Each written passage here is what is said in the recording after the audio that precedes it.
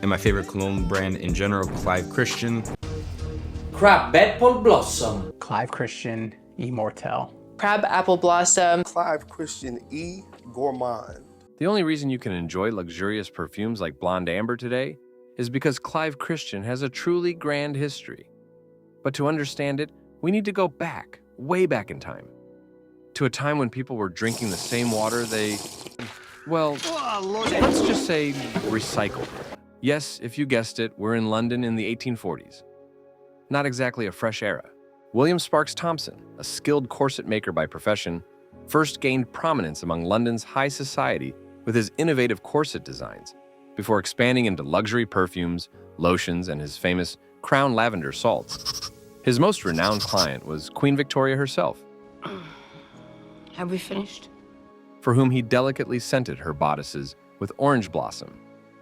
Originally from the United States, Thompson had established himself as a notable figure in the cosmetics industry, particularly known for his expertise in corsets and crinoline skirts. In 1872, the Crown Perfumery Company was officially established, marking its bottles with a regal crown that became synonymous not only with the perfume house, but also with the iconic image of Queen Victoria.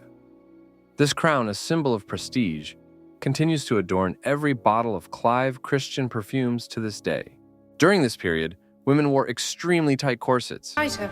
Yes, Mama. Tighter! Is she to... Often needing smelling salts to avoid fainting. Enter the legendary Crown Lavender Salts. Come on!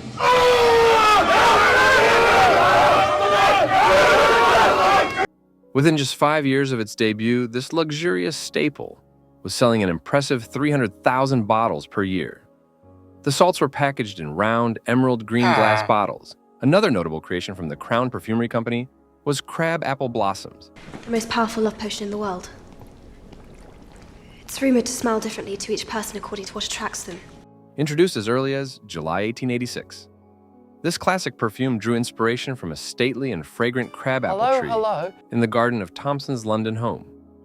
Within just 2 years, it had earned 8 prize medals, making it one of Thompson's most celebrated fragrances. In 1892, the Crown Perfumery broke new ground with Matsukita du Japon, a perfume designed to layer over crabapple blossoms for a rich, lasting scent. A perfect blend for society's grand evening balls and opera nights. This innovative approach offered wearers a depth and elegance unmatched in the perfume world of the era. Crown perfumes quickly earned acclaim for their purity and the richness of essential oils in each fragrance. And it's the question, is it from the almond of the walnut? Is they squeezing it out of the peanut? I don't have that answer, and I usually have every answer. In an era when single-note floral scents were the norm, Crown's use of premium natural essential oils in a carefully refined alcohol base set them apart from competitors. Early on, Thompson's youngest son, Charles, noticed how the quality of a fragrance was directly tied to the grade of alcohol. No, don't drop that. That's pure alcohol. You want to blow up the entire building? Used in its distillation. While corn-based spirits were widely used in English perfumes at the time, Charles insisted that Crown perfumes would only use the purest, top-quality spirit. By 1879, the company had established its own spiritine factory in Palmer's Green, London, adopting the French grape method to ensure that Crown's products rivaled the excellence of French perfumes. Charles H. Langdon and William Sparks Thompson had a long-standing friendship that began in Hartford, Connecticut, where they owned dry goods stores on the same street. By the 1850s, Langdon had joined Thompson in New York as a managing partner, allowing Thompson and his brother to travel through Europe to grow the business. From 1872 to 1888, their company, Thompson Langdon and Company, was the exclusive importer of all Crown Perfumery products into the United States. Around 1888, Thompson developed a keen interest in expanding his perfumery brand in America, becoming the sole stockholder of the American branch. Bulk shipments of perfumes and supplies arrived from London and were managed initially in New York and later in New Haven. Thompson's increased advertising efforts and the hiring of new personnel led to strong growth, with endorsements from high society boosting Crown's appeal. In 1899, however, at the age of 76, Thompson sold his interest in Crown Perfumery's American branch to George C. Batchelor, Edward W. Russell and Henry Miller, while retaining a share of royalties. The partnership quickly soured as Thompson accused his new partners of harming the brand's reputation by selling a lower-quality competing bath powder, Bathasuite, which undercut Crown's luxurious Bathadora. This misstep severely hurt Crown's U.S. sales, causing a significant decline over the 7-year contract. In 1907, the 7-year contract finally expired, but Crown's reputation in America had taken a hit. Determined to turn things around, Charles E. Thompson, together with a skilled team from London, led by Mrs. Mary H. Sanders, re-entered the American market with renewed vigor. Through their dedication and a renewed focus on quality, they managed to triple their accounts, successfully placing Crown's products back into the homes of American society. On November 27, 1907, William Sparks Thompson passed away at his London residence, Sidmouth Lodge. Years before his passing, he had entrusted the Crown Perfumery Company to his children, Charles and Annie, in July 1899. With Charles at the helm, the brand continued its international growth. Having been deeply involved in the company from a young age, Charles expanded the product line, breathing new life into classics like Crown Lavender Salts by releasing it as a luxurious atmospheric perfume in ornate sterling silver holders. He also launched fresh fragrances such as Lune de Miel in 1910 and Aroma in 1911, and began a collaboration with Baccarat for high-quality crystal bottles in 1910.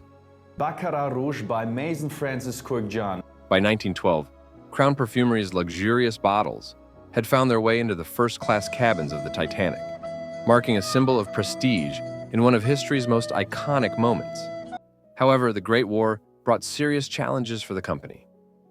Flower fields across Europe were left uncultivated, and Crown's factories in Austria, Denmark, France, and Germany were either closed, destroyed, or repurposed for wartime production. Many employees left to join the fight, and glass manufacturers faced similar struggles, making it almost impossible for Crown and other perfumers to secure enough bottles for their products.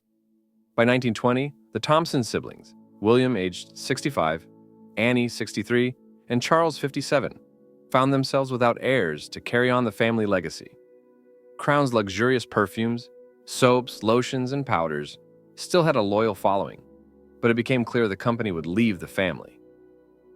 On June 30th, 1921, the siblings signed an agreement to sell the Crown Perfumery Company to the soap manufacturer William Gossage and Sons Limited. Crown Perfumery Company Limited was incorporated on January 18, 1921, and the American rights were sold on April 26, 1922.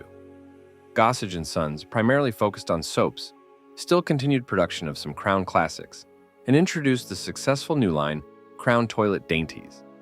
They patented a reusable powder spray, the Crown Talc Puff. Among the line, William Sparks Thompson's masterpiece, the Crown Lavender Salts, endured the longest. Though the rounded emerald green glass bottle with its iconic crown-shaped stopper remained, its embossing was updated to the Crown Perfumery Company Limited, London, Paris, New York. Eventually, Gossage and Sons became part of a larger business merger.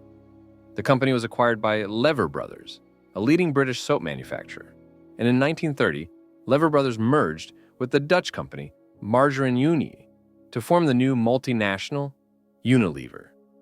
Buried in the Unilever archives for decades, the Crown Perfumery brand seemed lost, until the fragrance expert Barry H. Gibson came across it. With careful research, he revived and reformulated the classic scents, restored the bottles, and reintroduced the Crown Perfumery Company to the world in 1994. After 10 years of dedication, Gibson's efforts were rewarded with a renewed following. Fragrances like Matsukita, Tanglewood Bouquet, Crown Imperial, and Buckingham, absent from shelves for decades, found their way back, re-establishing Crown's legacy. Crown's rebirth brought 17 fragrances for women and 11 for men, all in spray bottles inspired by Thompson's original designs and featuring the signature Crown emblem. Gibson even reintroduced the brand's scented soaps and lotions.